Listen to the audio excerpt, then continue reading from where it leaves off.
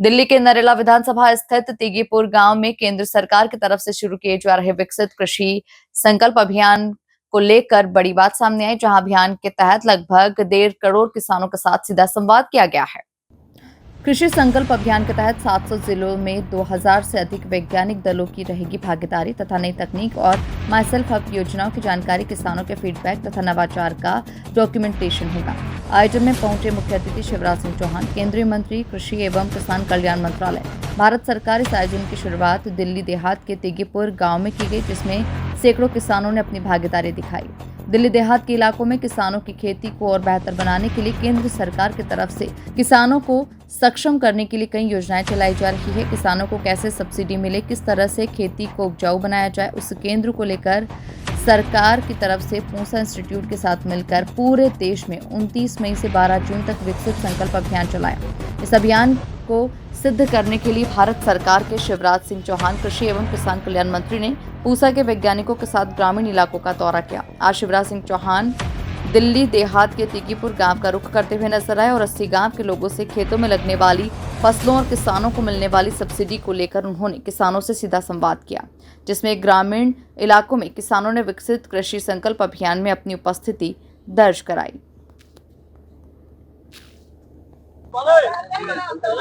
हमारी टीमें पहुंची है। अभियान अभी जारी है, कल तक चलेगा।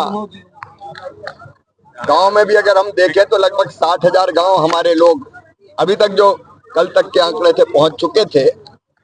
और मैं पूरा प्रेस करके एक बार सब चीजें कंपाइल हम कर लें, जो नोडल अफसर राज्यों के वो पूरी रिपोर्ट, क्योंकि रोज की रिपोर्ट मंगा रहे हैं, उसके जो निष्कर्ष है, एक किसान को जानकारी देना, रिसर्च की, शोध की, अनुसंधान की, आधुनिक खेती की, टेक्नोलॉजी की, और दूसरे उनसे जो इनपुट मिल रहा है, उनसे जो जानकारी मिल रही है, उसके आधार पर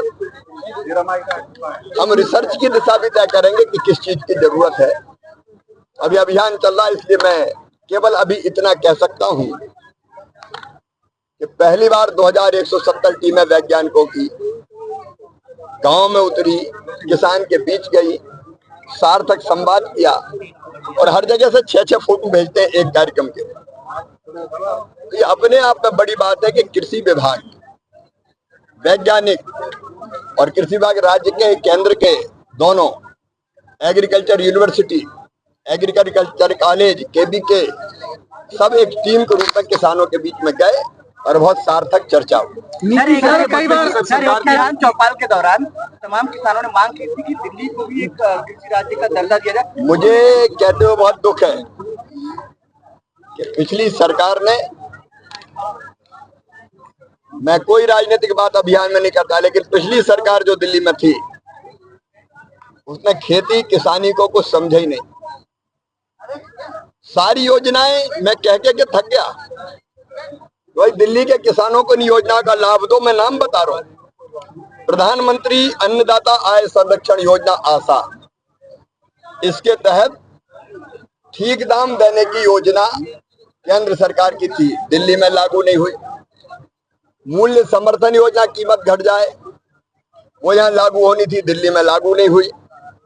एक मूल्य घाटा योजना, अगर कोई कीमत बहुत कम हो जाए तो, जैसे हरियाणा में बीज का अंतर, जितनी कीमत समर्थन मूल्य से कम होती सरकार दे देती है, वो दिल्ली में लागू नहीं हुई। एक MIS योजना है, बाजार हस्तक्षेप, वो यहाँ लागू नहीं हुई। राष्ट्रीय कृषि विकास योजना के 9 घटक, वो 9 के 9 घटक, जैसे मैं उदाहरण के तौर पर बताऊं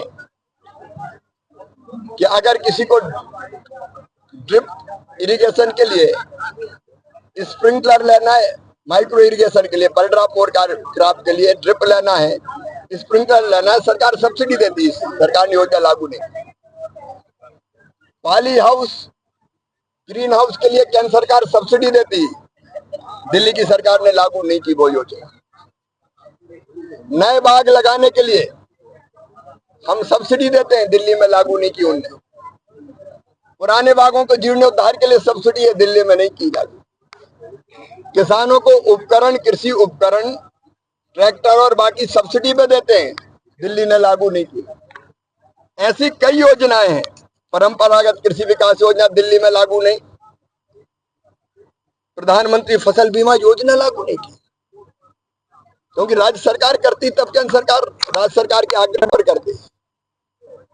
तो दिल्ली के किसानों का यह दुर्भाग्य था। लेकिन दिल्ली की मुख्यमंत्री जी श्रीमती रेखा गुप्ता जी से मेरी चर्चा हुई है,